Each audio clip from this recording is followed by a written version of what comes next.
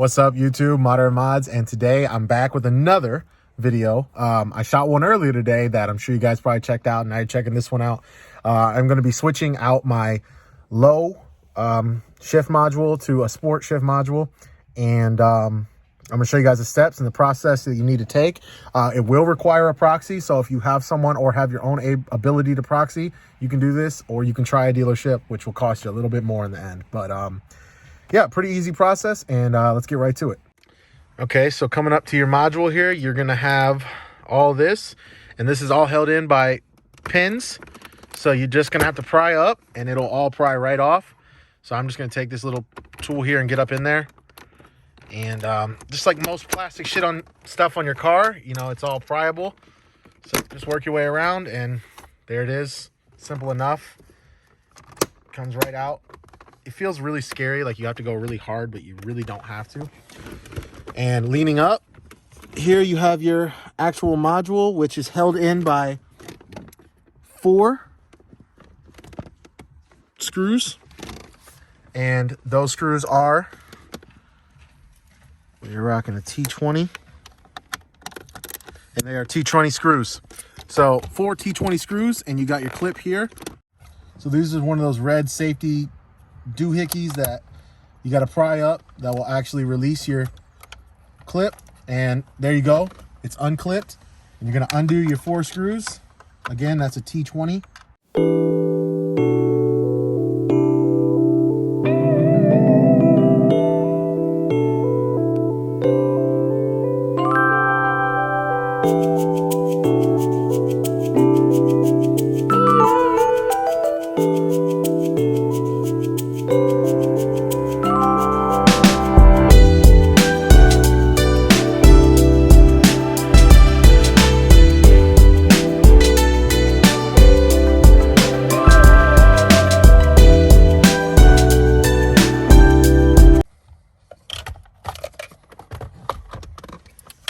And there it is, guys. There is the old one. So let's go check out the new one. And I'm also going to be replacing this one because mine's a lot cleaner than the junkyard one.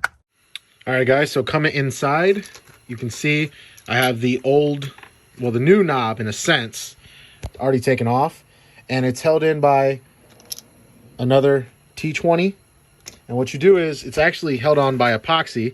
So you're going to just stick something up underneath there and you pry that off and you'll get your screw exposed.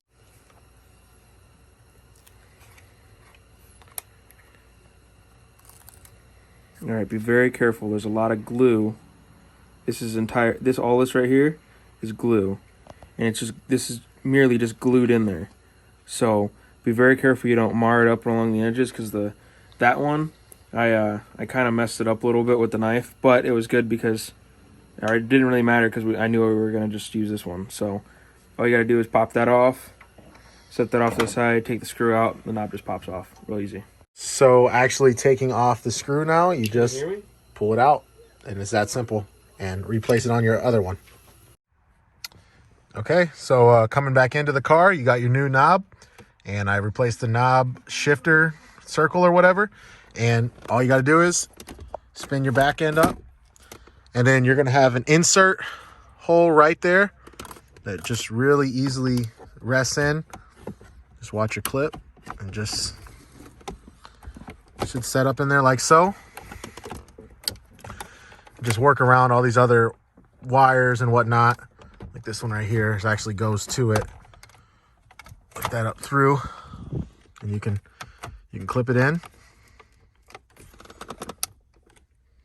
Okay, and there you go. You're in, and all you gotta do is screw down those screws, and then we go to Proxy. All right, guys, so everything is clipped back in, screwed down, setting in place now. And there you go. It is all good and in place. So now, just time for a Proxy. Hey there. This is called an OBD Link MX. You get these on Amazon for about $70. This basically lets your car communicate with your phone with an application called Alpha OBD. In the case of a Chrysler 200 or any modern Chrysler / Mopar product. So We plug it into the OBD port down there, set the car to run, go in to the application called Alpha OBD. And is this iPhone too? It is on iPhone as well. Right. So we want to go down here to body computer, select your control unit. There should only be one for the UF Chrysler 200. You hit connect, and as long as your Bluetooth is on, it will connect to it. As you can see, it says connecting interface. It is connected to the OBD link, and now it is connected to the car. As you can see, it's connected to the body control module here through the OBD link. You tap on the little picture with the car with the hood open, and you scroll down here to where it says Proxy alignment. This application is $50. It's on the Play Store and it's on the App Store.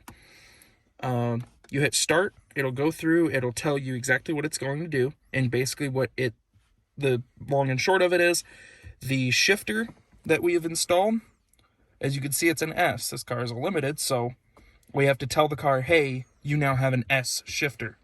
So that's what this is going to do.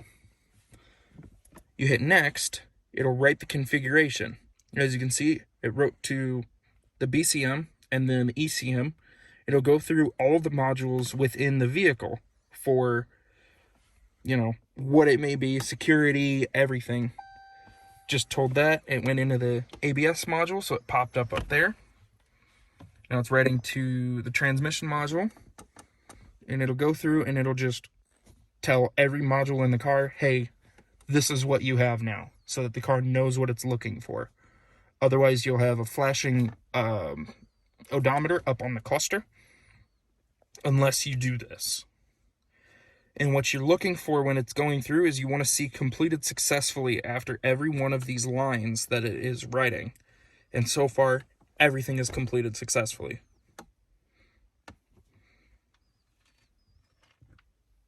Entertainment telematic module, basically your radio that is inside of the dashboard. Completed successfully. Integrated center stack, the radio.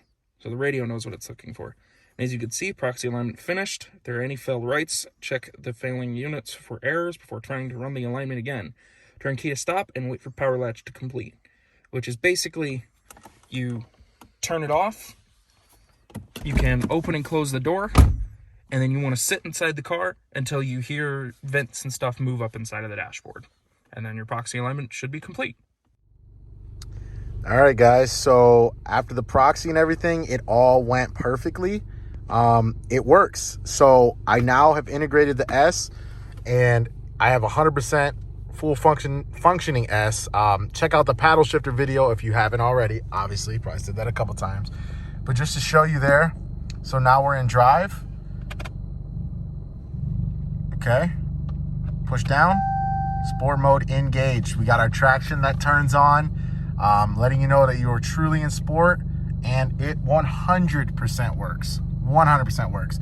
So if you were to, if you're watching this video and you haven't already done the paddle shifter upgrade and you just want to do this upgrade, you can absolutely do that. You do not need the paddle shifters to use sport. Sport automatically shifts on its own, and it absolutely changes everything. When you actually shift this thing into sport, it will tense up the steering wheel, obviously disengage traction, and throw out a ton more power towards you. And it's super, super fun to drive with, guys.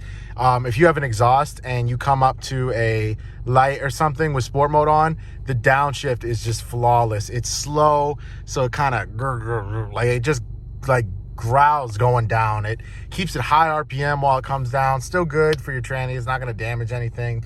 The car has a lot of safety when it comes to sport, especially with the paddles.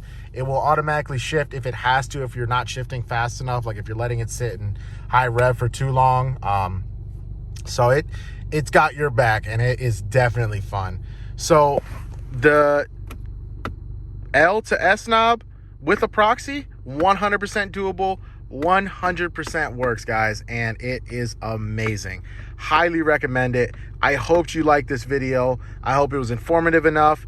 And if you haven't already, check out the IG. That's where I'm going to be getting posting a lot more info about this whole thing that I did so far, as well as the application if you want to be able to proxy yourself at home and things like that. So Thanks for checking us out. And until the next one, guys, peace.